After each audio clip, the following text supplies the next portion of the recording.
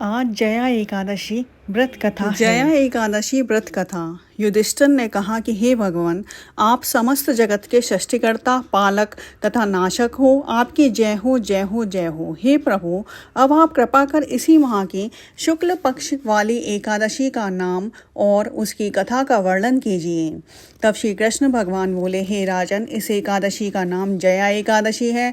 इसका व्रत करने से ब्रह्म हत्या के पाप से भी मुक्ति मिलती है तथा भूत प्रेत पिशाच की बुरी योनियों से छूटकर स्वर्ग को प्राप्त करती है। हे युधिष्ठिर, इस संबंध में तुम्हें एक कथा कहता हूँ जिनका वर्णन पद्म पुराण में किया गया है।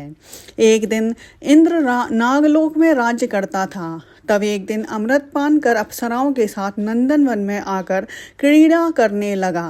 अपनी इच्छा अनुसार अप्सराओं के साथ विहार कर इंद्र उन अप्सराओं के साथ नृत्य कर रहा था और गंधर्व गान कर रहे थे। तब वहां पर गंधर्वों में श्रेष्ठ पुष्पदंत, उसकी पुत्री चित्रसेन, स्त्री मलिन और मलिन का लड़का माल्यवान भी उपस्थित थे।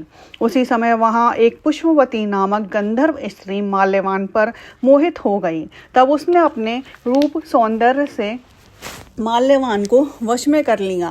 हे राजन, वह गंधर्व स्त्री अत्यंत सुंदर थे। उसके लक्षण मैं तुम्हारे सामने वर्णन करता हूँ। उसका चंद्रमा के समान खिला हुआ मुख, विशाल नेत्र, कानों में कुंडल तथा ग्रीवा में सुंदर हार और स्वर्ण कलश के समान ऊंचे उठे हुए मोटे कुछ सिंह के समान पतली कमल और सुंदर पेट था। उसके विपुल नितंग और मोटे जंघाएं तथा कमल के समान लाल वर्ण वाले चरण थे।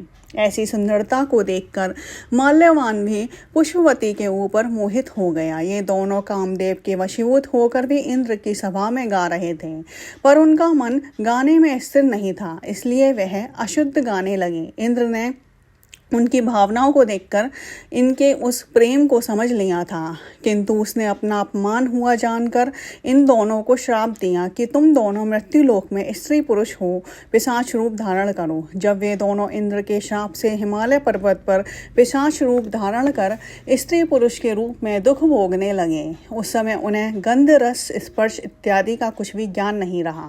वह उस स्थान पर इतने दुखी थे कि उन्हें सर्दी के कारण निद्रा भी नहीं आती थी। एक दिन पिशाच ने अपनी रानी से कहा, हमने पूर्व जन्म में ऐसे कौन से कर्म किए हैं जिनके कारण हमें पिशाच योनि में इतने घोर कष्ट सहन करने पड़ रहे हैं।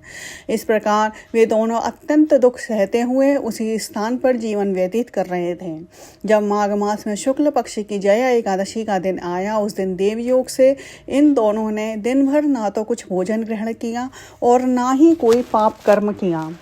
केवल फल फूल को खाकर ही रात को सर्दी के समारे एक पीपल के नीचे बैठकर जागरण करते हुए रात्रि गुजार दी।